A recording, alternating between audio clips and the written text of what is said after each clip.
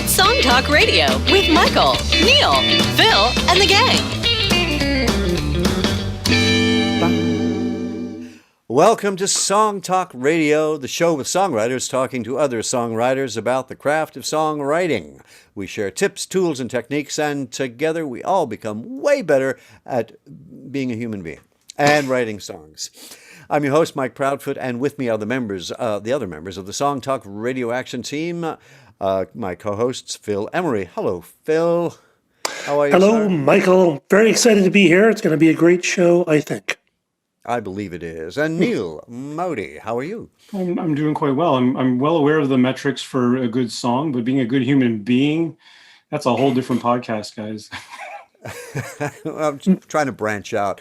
Yes. That first step is writing good songs, right? Because no one who's ever written a good song is a bad person. Meow. Let's not go That's a there. good idea for a theme show. Yes. Yeah, perhaps. Good songs by bad people. No, bad song. Yeah, good songs by bad people. There we Or go. bad songs by good people. I'm sure there's lots of those. But yeah, I think there's a lot of that. Bad songs So, by bad people. to those of you still listening, during the show, please feel free to send your comments and questions to us at Songtalk Radio on Twitter, Facebook, or Instagram, or send it to feedback@songtalk.ca, and we will share your comments, questions, whatever, with our audience. And please visit us at songtalk.ca to find out how you could possibly be a guest on the show. Tonight, we're having well, actually, how will we do this? We won't get right to that yet. Phil, you sent us a really interesting little music game thing. Yeah, it's a really fascinating Would you game. like to share that with the class? I would, and it's a really interesting game. It's called Copyright, or Copyright, and it's kind of about borrowing melodies and ideas from other people. It's at tim-shanagan.itch.io/copyright, and we'll put the link Link to that. in the show notes. And I think, Mike, I think, Neil, you've actually played it a bit more than I have. What did you think about it? Yeah, I thought it was kind of interesting. The idea was that I never heard of any of these artists, to be honest, but apparently there's been news lately that this artist named Dan Shea, Shea, is being sued by 3 other songwriters for one song that he did called Rocking Boat, Laura Montez, Kimmy Svensson, and James Pound. And what you're supposed to do with this game is the interface is pretty cool because they give you specific buttons to listen to just the intro or just the verse or just the pre-chorus or just the chorus. He calls it bridge in his thing, but they're actually pre-choruses.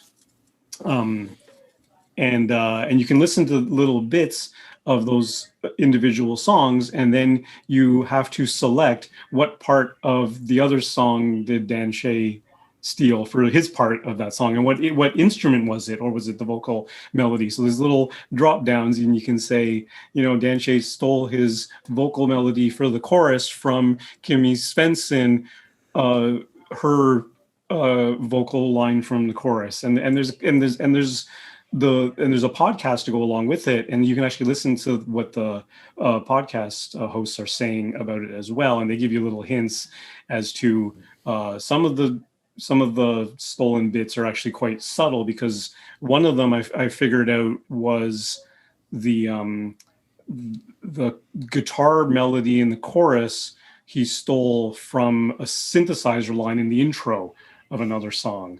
And it's just like this, it's just like a 3-4 note melody. It's like, oh yeah, okay, that is the same melody, but it's kind of in the background and you don't really notice it because it's not the vocal line. And I got through, they gave you room for like 7 of them. I got through like 5 of them, and I was okay, that's quite enough. And Yeah. they give you a little alert when you got it right, and they just leave it alone when you got it wrong, until you got it. But yeah, it was pretty interesting. The last one I did, it's kind of interesting that you listen back and forth, and when you finally get it in your head, it's okay, I know exactly what to select. So for the last one, I was like, yeah, the chorus, the piano part in the chorus was stolen off of the intro from the synth part of this other one, and it didn't mark it right. And I was like, what are you talking about? It's the piano is the same melody as that synth line. I know it is. And then I started going through it, and then it's like, okay, so maybe that piano's not a piano, maybe it's a synthesizer. Nope, it's not a synthesizer. Select a different instrument. It's the guitar. I was like, that doesn't sound like a guitar to me. It was like, why is this wrong? But yeah, it's an interesting little thing, and it's I think it's a good exercise for your ear, right? To sort of pick out That's those. what it sounds like. Yeah. Yeah. And it's an interesting idea because I'm like, everyone sort of borrows something from other people. I mean, that's what art is. Art is, your that's what your references are. That's, people, who are your influences? Well, these are the people I listen to. So that if you listen to a lot of country and western, very often your melodies will be kind of based on country and western motifs that you've kind of grown up on. Mm-hmm. So it's an interesting question, I think, about what is referral and what is quoting and what is stealing. Stealing And sounds They're kind of very clear. harsh. yeah, They're very clear in the podcast too, is that they're not talking about chord structures, for instance. Like it's, if it's a 1-6-5-4, Rick Beato talks about this a lot on his YouTube channel. How many songs have 1-6-5-4, and you can't really claim that as a legal basis for you stole my song because you used the same chord progression as I did. So and this one, they're really going after melodies that have literally the same notes and the same rhythm. And when you look and you listen to the little bits of these songs, it's like, yeah, that is clearly the same melody. well, and there's that band. I forget their name. They do a song, which is a melody of like all the songs that are written on the same four chords. Yeah, the Axis of Awesome or whatever. Axis of Awesome, and it's amazing how many songs are based on basically these four chord combination. Yeah. Right and true. Yeah, so yeah, it's certainly a fun game, and it's a fascinating thing for every songwriter, I think, to explore actually, because it's something that we need to deal with, I think. Yeah. It's interesting. Yeah. Anyway. And I wanted to mention just before we move on, I was talking to someone about our meetup, and they were saying, "Oh, I'd like to come to the meetup, but I don't necessarily have a song that I want to share." Mm-hmm. You don't actually have to share a song. You actually just can attend the meetup, which is by Zoom, and actually just listen. And it's a great way to actually learn about songwriting and to pick up some new ideas and some inspiration. Yeah, and certainly you're allowed to, if you don't have a song, you're allowed to give feedback too. You can contribute to the conversation. You do not have to share. Yeah. So it's not, you don't necessarily have to be, presenting a song. So, if you are out there in podcast land and you'd like to attend the meetup because you've never been to one, it's great. I think it's a great way of meeting other people and meeting other musicians and a great way of learning about songwriting and actually giving yourself a deadline to actually submit something. It's very good for that. Yeah. Yeah. And the other news that came out today here in Canada, the Juno Award nominees came out, and a friend of the show and one of our favorite guests, Julian Taylor, was nominated for 2 Juno Awards for his recent album, The Ridge. He got nominated for Contemporary Roots Album of the Year and Indigenous Artist or Group of the Year. So congratulations to Julian Taylor. It's a great record, highly recommended. He's got a great blend of like funk and rock and roots and folk, and really, really talented songwriter and performer. Yeah, he's really good. Like, we've had lots of people on the show, and he's really, I certainly remember his show very distinctly. And an interesting guy, actually, with an interesting story. Yeah, absolutely. We should have him back. I think we should. After he wins his That would Juno. be a good idea. Especially if it's a Juno. Now we've had Grammy Award winners and #1 hits. It's time to start showing some love to Juno winners. I think so. No, he's #1 on my list. Come on, to count for something. And we still have a limited amount of time for the Songtalk Listener Challenge for people to submit their songs that are based on a single chord progression repeated throughout the whole song. We'll be having another show with some more of our listener songs very soon, but there's still time, so get on it. It might be next week. But if we get a few more, we'll have another show. We'll keep doing it as long as you keep sending the songs in. Absolutely. And so far they've been great, so we look forward to hearing more from you. Indeed. Cool. All right, I think that's the preamble taken care of. That's the opening act, and now the headliner. Quite excited to have tonight. Well, let's take a little listen to what the song is.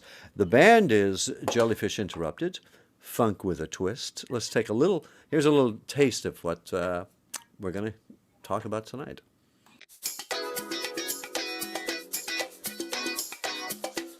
Oh my God, there she is. What's she doing at this game fest? She's gonna think I'm just another one of those nerds.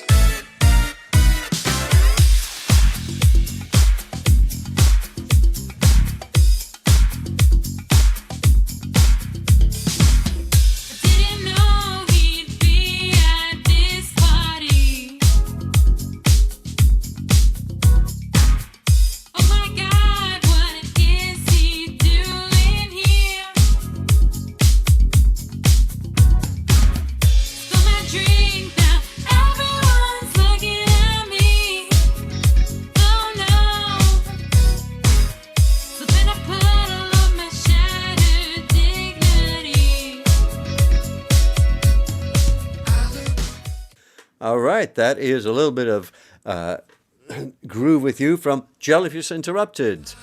Welcome. The band is songwriters Paul Voss and Sherry Jacoby. So welcome to the show. They began when they merged their styles to create a unique blend of retro disco and modern indie. And after recording 5 studio tracks with their debut EP, they joined forces with Songtalk's own Neil Modi and with Nabil Jersey to record live videos of their groovy tracks. Their debut EP, Groove With You, was released in March and is now available on all streaming platforms. So let's get to it. Hello, Jellyfish. How are you? Hello. Good to be here. Welcome. Oh, glad you could make it. Who's the Jellyfish and who's the Interrupted? Yeah. Oh, Or is it yeah. a state of We being didn't. for We didn't both? invite the interrupted part. Oh, no, we We didn't don't invite like. We don't like them. They interrupted us. You know, it's always hard to find a group name that has been taken, and I think Jellyfish Interrupted is one of the ones I think is one of the most original ones I've heard. So that's great. Thank you. Yeah, it was fun to come up with that. Yeah, maybe Paul can talk about the story behind the name. Sure. Oh, You got to unmute, Paul. unmute. No. Okay, hi guys. Sorry about that. Can you hear me? Yep. Yeah. For me, the only criterion for a band name is that it should be memorable, and a little bit fun and represent a little bit about what our music is about. So I think, we looked at actually there's a site where you can generate band names. Cool. Oh, yeah? Which creates random band names. So I started selecting through a whole row of these things and just finding one which we both found was pretty funny, not serious, because our band is more about fun and funky dance music. It's kind of like, and I love metal, but it's kind of like the mirror opposite of the dark metal, right? With demons and stuff like that. And, if you know Killer Eddie from Iron Maiden, right? A huge, The mascot. a mascot. Ours would be the opposite. Ours would be like a stuffed animal or a slightly interrupted jellyfish. Or Jellyfish, yeah. So yeah. Yeah. So I wanted to ask you now, because you guys got together actually through the meetup, is that correct? Yeah, it was actually, I met Neil initially through the meetup, and then he had his own songwriting supermarket Yes. meetup for a bit, Yeah. and that's where I met Paul. Bruce actually did a workshop there about performance, and so Cool. that's where I first heard Paul's funk music. Now, how do you guys work together? Is it did you write this in person, or were you doing this sort of distributed, or?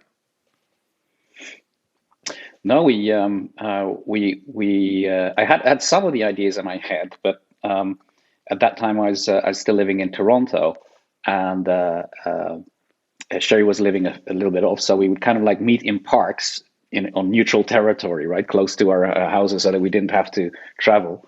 So yeah, a lot of the songwriting was just like sitting on literally on a park bench and thinking up of all the stories and the themes of the album, which are many. So yeah, that was the main story, the main songwriting and story writing process going on there. How does it work now that you're in Vancouver and we're all locked down by a pandemic? Has your songwriting process changed significantly? Yes and no. I think we when we were still physically together, we created some fantastic video clips together, right, of the live performances of that. And I think our best video clip is the one that we created after that, using Zoom-like technology, like this kind of technology. And yeah, I'm really proud of that video clip we did in that way. So it's definitely the future, right? Specifically now I'm in British Columbia. But in the beginning it was like you feel like boxed in, and this is not how it should be. But it's an art form in its own way, writing songs remotely, right? It's if nobody would do that, write songs anymore because they can't be physical presence, I think no music would be made, or very limited amount of music will be made. So yeah, we're enjoying getting used to it. Actually, it's new, fresh. Yeah, I think the good thing about the pandemic actually is even with Paul moving to Vancouver, it didn't seem as much of a big deal now that the whole world is online, right? So just we're making it work remotely. Certainly doing things remotely like this. When you're collaborating, it probably is helpful to have one person bring something to the table, as opposed to you meet in a park, you can literally start from a blank page and have nothing and just sort of jam something out and make it work. But it's a little bit harder to do online. Are you finding that you're sort of coming up with ideas and then sending them to Sherry, or vice versa? Yeah, I think that's valid. Yeah, go ahead.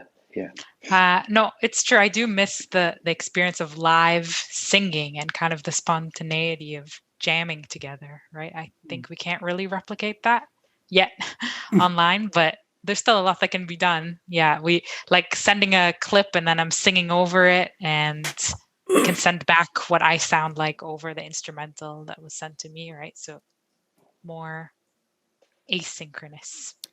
For people who haven't written funk type music, is the process different than writing like a folk song? I mean, do you start off with a groove, or what is the sort of starting point for a track like this? Yeah, you definitely started with a groove. Funk is very much it's about the effect of the music, right? It wanted to use that energy to make you move. So in traditional funk, lyrics are very subservient to the groove, right? I mean, a lot of the lyrics are like "ooh baby," that kind of stuff. But yeah, so it starts from a groove. But what I really enjoyed with working with Sherry is that she comes from an indie background, and in indie is much more about lyrics, right? They're much more to the center. So really, we try to do the bizarre, right? How do you, claim like an effects driven, like let's dance kind of like high energy music, and capture indie lyrics in there as well. And to Neil's point, right? We didn't start green slate, right? Or without anything. I did have this idea, and I normally compose these grooves in my head. Try to not noodle them out on an instrument too much, and then I'd be I'd humming melody lines and stuff like that, but not knowing what the words should be. And this is where Sherry really shines, right? She can take an idea like, I'd just say a nonsensical word, and she'd add to it, and immediately kind of like things would come to life in seconds instead of minutes. So it's so much more productive to do it with two people, right? But I think it helps if one is more of the instrumentalist and the other is more of the lyricist. In our case, at least, that's what we think. Yeah. Would you agree, Sherry? That was really fun. Paul's coming up with all of these funky guitar riffs and things that I would never play on guitar, because I'm usually in my own songwriting very folk, acoustic-y, just playing some chords. So there were such interesting things going on with Paul's guitar that it inspired new melodies and lyrics within me that I wouldn't have come up with without this collaboration. And you were writing lyrics that are a little bit removed from your solo stuff. Like your solo stuff is a little more introspective and reflective and everything. And these, like Paul was saying, these are funk songs, so the lyrics are kind of fun and bouncier, right? Yeah, that was really fun. We created whole new worlds in these songs with characters, and we made it ridiculous and fun. It was just a whole different thing for my own songwriting, and very freeing in that sense to not take it as seriously and make it fun. Yeah. Yeah, what's worth mentioning is that what we came up with is, and we're only listening to this one song, right? But these characters that you'll hear in this song, they actually originate in another song that we have. And, we all know that there are rock operas and stuff like that, but there's no such thing as an indie funk opera. So we just invented one. So we just invented the central characters, which are boy meets girl, right?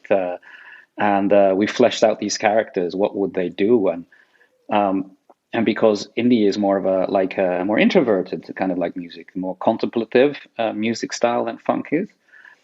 We made the main characters are not like the macho baby. That's that kind of like funk machismo, but it's the opposite. So again, Sherry's been fantastic in capturing that intimacy, her songwriting, and helping to flesh out these characters in the songs, which is awesome. Yeah, it was fun. So the song they originated from is called "Come On Over." It's also on the EP. And it's this idea we made up of two neighbors who have a crush on each other, but are feeling totally awkward and making excuses to come over to each other's houses. Anyway, so in this song, Groove With You, they are both at a party and feeling totally awkward about approaching the other, wanting to dance, but being too scared to, right? So you think the title Groove With You sounds so groovy, but the lyrics are actually, if I groove with you, my feet won't know what to do. So there's nothing cool about that. It's just embracing the awkwardness of seeing your crush at a party. Probably much more relatable than the opposite. Yeah. Yes. Yeah. Well, I think it's great that when people do collaborate, sometimes they want to collaborate with people who already do the kind of music they already do. And I think sometimes the best collaborations are when two people who do very different things come together. Sometimes it doesn't work at all, but other times you come up with something that's totally unique and that you wouldn't do otherwise, and you really get something out of that more than just someone who kind of already does what you do. Yeah, absolutely. And we were worried because I think we started with studio tracks, even though we kind of like composed much of the lyrics on a guitar. But we also have our acoustic tracks, which are like are for our video clips. So we had to strip down. Well, as you just heard, the production is quite lush, right? It's like Earth, Wind and Fire, like studio production, like. But we had to strip down our songs to bare bones to be able to do it live with only 4 of us, right? And there is no such performance as Earth, Wind and Fire unplugged, right? It's an absurdity, right? It's a 12-piece orchestra, right? And should be, but somehow we managed it. So we kind of like created 2 entities, right? The studio tracks, the more funk, radio ready kind of vibe, but also the indie, the coffee shop kind of like variation of that as well. So it's quite exciting. Yeah. You get it was 2 for fun. 1. Mm-hmm. Yeah, we didn't think it should work. But acoustic funk, somehow that genre came upon us and we're like, wow, this works. Excellent. Well, we should take a listen to the song in its entirety, and then we'll come back and talk more specifically on the other side.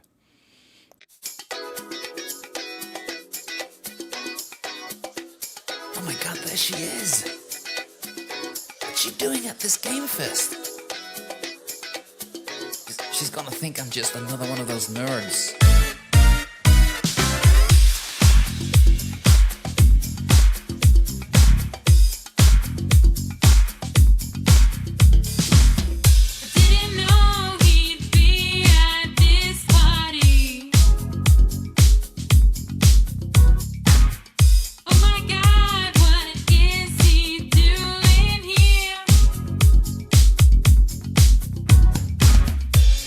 Drink now.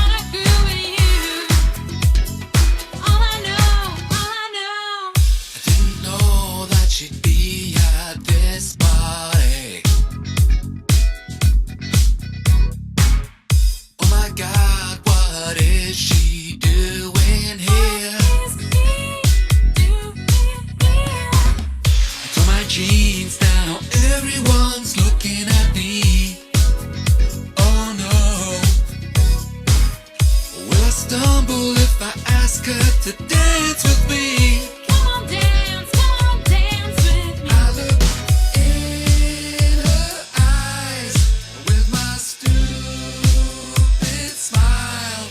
If I ask her to dance, will it ruin our chance? But I don't know, baby. 'Cause if I groove with you, my feet won't know what to do. I don't have a clue. All I know is I wanna groove with you. All I know is I wanna groove with you.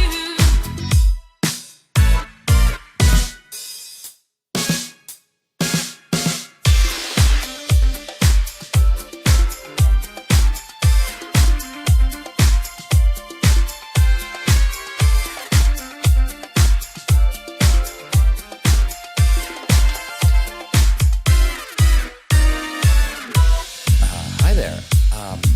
Did it hurt when you fell from heaven? Cause you must be an alien, angel. That didn't come out right. but that's okay. I really like science fiction. You do? Yes, I love Darth Vader. Oh, right.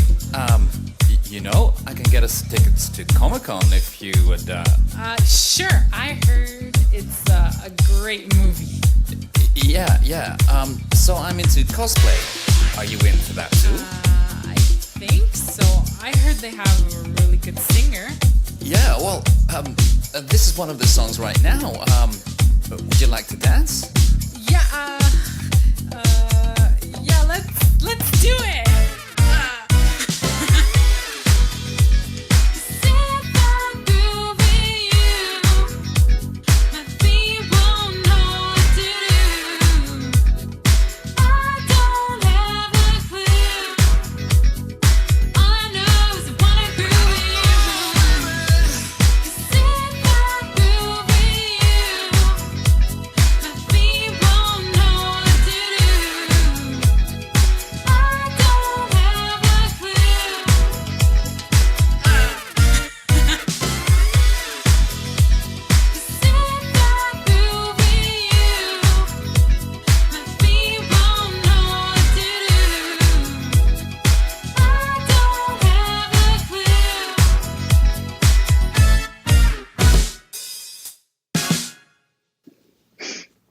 All right. Very That's cool. Jellyfish Interrupted and Groove with You. I'll start. Phil, what are your thoughts? Yeah, definitely a great groove. So did you start off with like a drum loop, or did you start off with a guitar? What was the first inkling of getting that groove together? Well, actually, I try to compose music in my head before I go to the instrument, because I've noticed, maybe less so nowadays, but I used to always end up at the same chords or the same bass riff or same drum loop, I guess. So I really started with this kind of like, I literally do like an internal human beatbox kind of thing in my mind. And then I sometimes add chords to that, what I'm hearing, to see if they're complementary. And then suddenly it's like 80% there. And then it's just a question of extracting the drums from there and finding all the 16th notes, because funk is all about the 16th notes. And but yeah, I think this one, the guitar riff is very important. But I think I started out in my head in this one as well. Yeah. Very cool.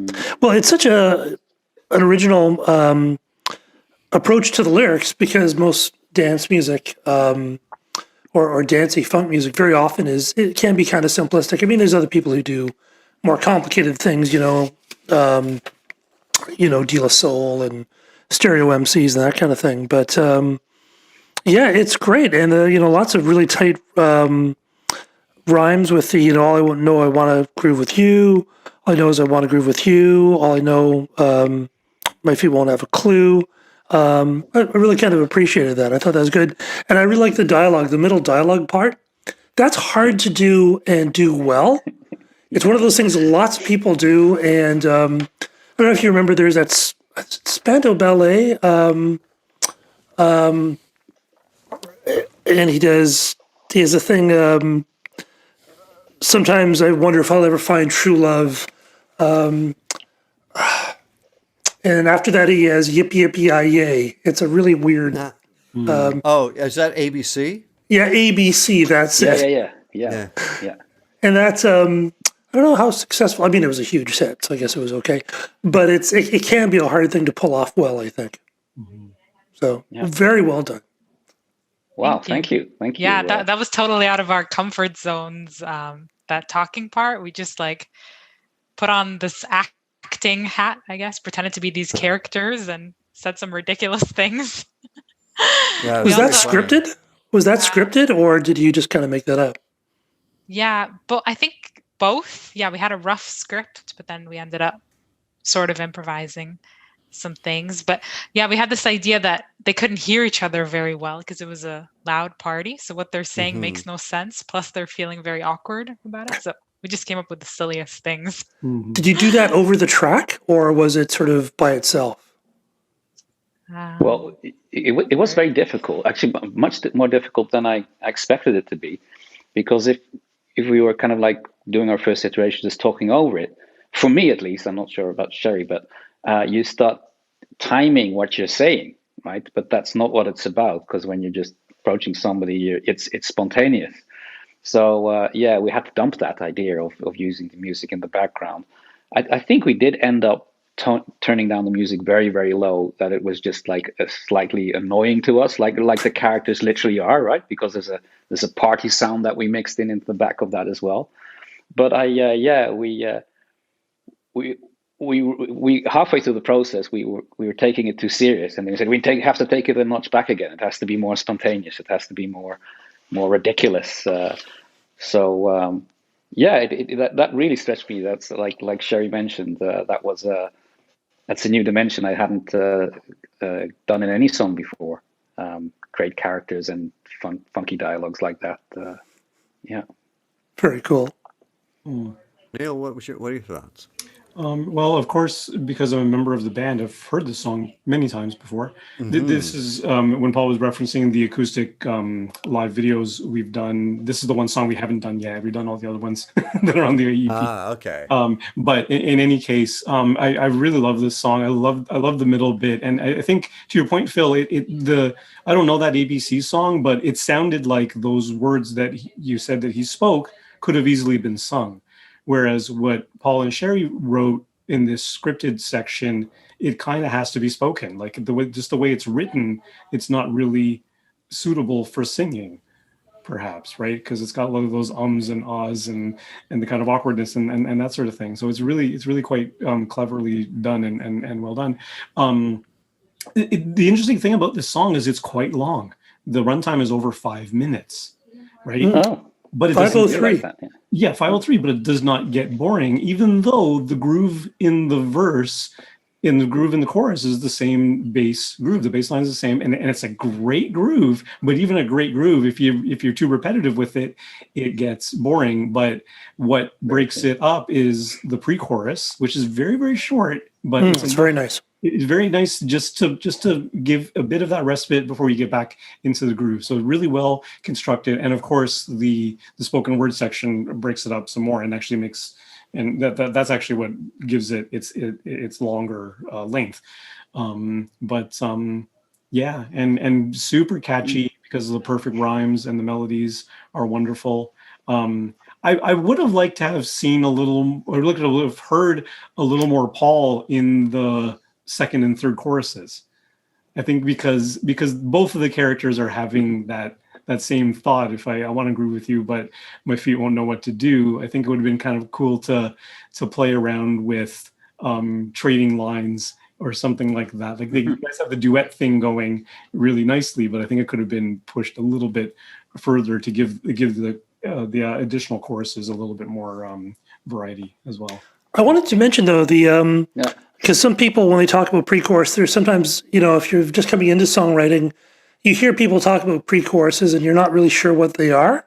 And I think what's nice is there's a very clear pre-chorus, because it kind of changes rarely, I don't know how often pre-choruses actually change the feel, but there actually is a bit of a change of feel. So it's kind of very clear what the pre-chorus is. So it's worthwhile. And if you want to know more, we do have a full hour-long episode on the podcast all about pre-choruses. We certainly do. Yeah. Yeah, And that's a it's good free. point about the pre-chorus, because something that jumped out at me as we were working on it is, wow, the chorus really pops. And that stood out to me as feeling that groove and just feeling like the chorus almost jumps out at you. Probably Which it because of the wouldn't. contrast. Yeah, because it wouldn't. I mean, it would, but it's not Yeah. because there's not that contrast. It doesn't pop as much, and I think that's one of the things a pre-chorus can do. It's like this little thing you're sort of pulling back on to building up the tension, then you release it, and that kind of gives the chorus a bit of a jump. Because had you guys gone straight from verse to chorus, the chorus would not pop as much as it does. No. Yeah, yeah, and that's understood. Actually, break a few dance rules in that pre-chorus, because traditionally funk music is just boom, boom, boom, boom, boom, boom, right? And a lot of the song is like that, right? But indeed, I'm as a songwriter, I'm experimenting more with creating tension, right, and build-ups and stuff like that. And the opposite of a funk song is kind of like Teen Spirit from Nirvana, right? Because it goes from quiet to super loud and back. But we noticed that pre-choruses, at least how we use it in Jellyfish Interrupted, are really to an extra device to create tension, right? To drag back so that you can push forward in the next part of the song. So yeah, I'm a great fan of pre-choruses. But I'm always, and thanks for the compliment about the that you can actually listen to a 5-minute song. I've noticed myself that if you listen to things like Daft Punk, right, they're also long songs, right? They can take 4 minutes, and you'll only hear somebody singing like around the world, around the world. That's literally the entire lyric. And so it's always a bit of magic in funk music, like how you can pull it off, right? How you can have a lengthy song without. What's the magic there? There's obviously some magic that we're always looking for in the groove, right? Because there's tons of other songs that after a minute you're already like boring, right? So we wanted to steer away from that. Well, and it's also the arrangements, and you have lots of little bits of stuff throughout the song that give you, sort of little your ear something to listen to. So, I mean, I think people who aren't familiar with funk will think it's just one thing all the way through, but it's not. It's actually very carefully built up and sculpted to kind of get certain emotions and certain feelings. Oh, thank you. What do you think of the song, Mike? Thank you. I thought it was really great on a number of levels. The chorus, is a monster. It just bursts out and it's very hooky. And I was only familiar, Sherry, with your acoustic music. So your voice really works well in this genre as well, which was a really nice surprise to hear. And I like the characters and the conversation. Though it does make me wonder, can funk sustain that? Because, you're right, Paul. It's just usually there's not a lot of words in funk songs. And there's a lot going on here. It distracted me from my dancing almost. I I got to hear what's happening with them. Are they going to get together? I'm not going to say cheesy. Have you been interrupted, or are you jealous? Yeah. Interrupted. Cheesy. Well, that's funny. That's what you guys were saying. The combination of the funk and the indie, right? Like it shines through. Like it's pretty evident that this is some kind of a mashup. Mm-hmm. Yeah. No, but that's good to hear that the story can hook you, right? We were thinking maybe we should develop that story of the characters, bring it into our next songs, and hook the fans. Like, will they get together? Will they break up? What will happen? So this is. But I agree with Michael. Sorry, Michael. Yeah. I agree with you that if you market it as 100% like a dance thing, right? You probably want to simplify it a little bit. But we're trying to carve out our own little niche, right? We don't, even though there's a lot of dance cliches in our music. Like Neil mentioned it, right? I think you coined the term a funk band with a twist, or something like that. I think if we would dumb it down further, it wouldn't do, it wouldn't do justice to Sherry's singing or my jazz-based kind of like chord progressions. So that's all I have to say about that. Sorry for interrupting you there, Mike. No. That's what jellyfish do. Exactly. What I was wondering is, so this EP has just come out. So what are your plans for it? You have videos. Where is this going now with you guys? You want to take that one, Sherry? Yeah, we got our live videos that we recorded, some pandemic, some pre-pandemic, some during the pandemic, and we actually have some new songs in the works too. Like Neil said, we haven't done a complete live video of Groove With You yet, so we might do a virtual collaboration of that. But yeah, we're just looking forward to songwriting more. I'm hoping post-pandemic performing these live in some capacity would be fun. But yeah, in the meantime, we got our new songs lined up, and we just love to keep promoting these ones, create online content. We're active on Facebook, Instagram, YouTube. So yeah. Paul, anything to add there? That's perfect. Yeah. All right, I think I hear the band. I do hear the band, so that means that's all the time we have tonight on Song Talk Radio. So thank you, Paul and Sherry, for joining us. Jellyfish Interrupted. Send your impressions of the show on Twitter, Facebook, or Instagram to @SongTalkRadio, or send us one of them good old-fashioned emails at feedback@songtalk.ca.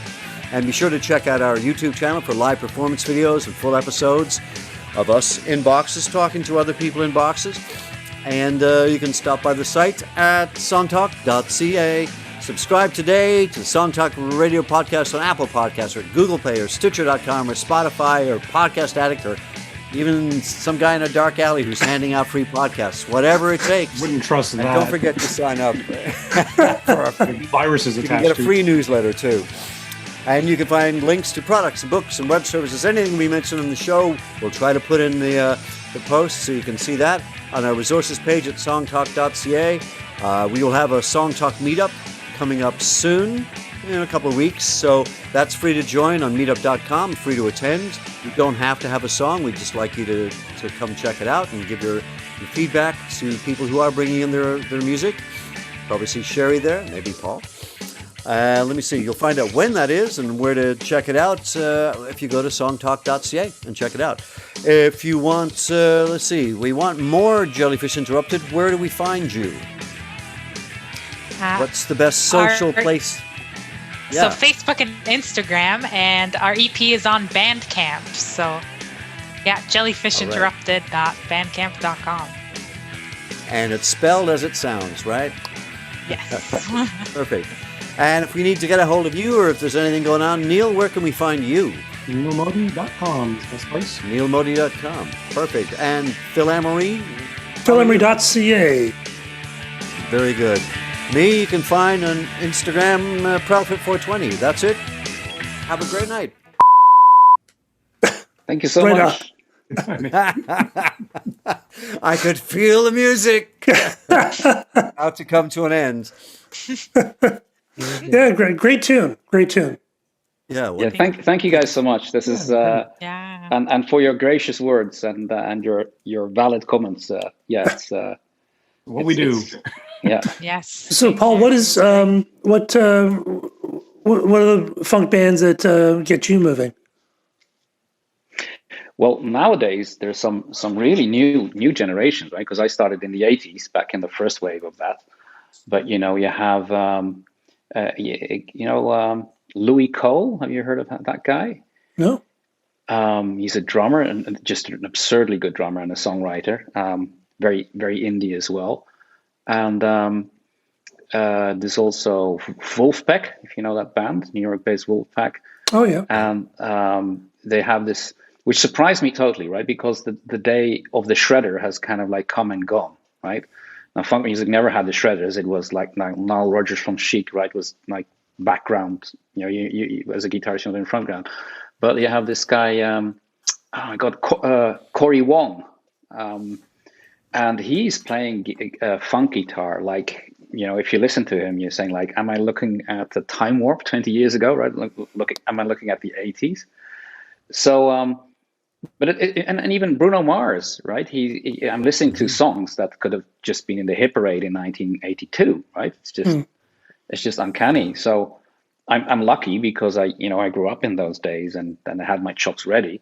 And it's kind of like that more indie and pop music has, come full circle. And I noticed that there was a demand for that kind of stuff, or demand is maybe a too IT technical word there.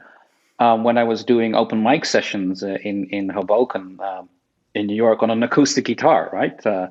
Feeling very uncomfortable because I grew up in the Netherlands, and I don't know much about indie at all, and folk music. It's not a tradition I grew up with. I grew up with jazz and not even rock back in the day. But going to open mic sessions and hearing folk people play, and I'm playing Kiss on an acoustic guitar was a bizarre experience. But people reacted to it very, very, very fondly, right? While back in the day, my schoolmates were kind of like frowning on funk music because it was dance music and it's lyrically it's bereft of any deeper meaning, right? That kind of like snootiness you have to have as an adolescent.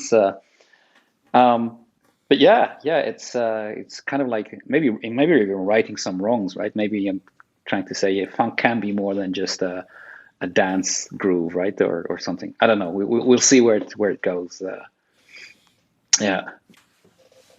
That's great stuff. Really enjoyed it. It's a great idea because I remember when you first came to me and said you wanted to do acoustic versions of these studio songs, it didn't seem odd to me. I was like, yeah, why not? Let's give it a shot and let's make it work. Like it's, just because you mash two things together that maybe shouldn't be together, then hey. Yeah. Hey, and Phil and Michael, I just keep freaking out, right? Because that's the music I liked back in the day, and it came and went, right? And nobody's listening to that kind of stuff more. And I'm kind of like asking really good musicians like Sherry and Neil, would you join my band? And they say, yeah, no problem. I'm like, are you sure? I'm like, so I feel quite humbled by that. So it's that's really a great experience. Yeah. Awesome stuff. Phil, I'll tell you something funny, Phil. Sorry.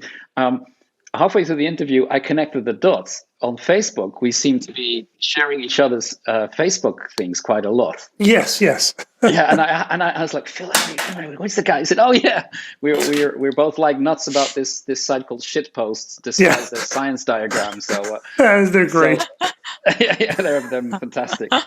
Yeah. I'm a great fan of more silliness on the internet. There's way too much serious stuff going on. Oh yeah, Absolutely. All it's for. Yeah. Definitely. Yeah, and Sherry, some great vocal work on that track too. Thank you. Very Yeah, much so. because I always knew you from the folk stuff, so I wasn't sure what to expect. Yeah, it was fun to do this new genre and then like discover this power that my voice had that I didn't know, especially in my younger days. I used to just go for a very soft, gentle sound. So it was interesting to try to push it to this more belting. Yeah, I think you could actually, you could really belt it out if you wanted. Good stuff. Certainly more major intervals. In your indie stuff, it's kind of more minor intervals. Yeah. Yeah, no, it's fun to explore different genres. That's awesome. Mm-hmm. All right. Well, thanks for coming on the show. Thanks for having us. Thank It was great you for stuff. having us. Yeah. Fun. Yeah.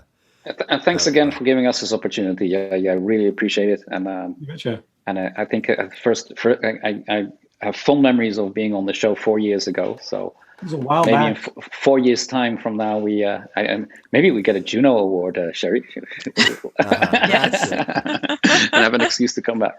4 years from now, you'll come back with your heavy metal EP. That's right. Oh, yeah. True. Jazz metal. It'll be jazz metal.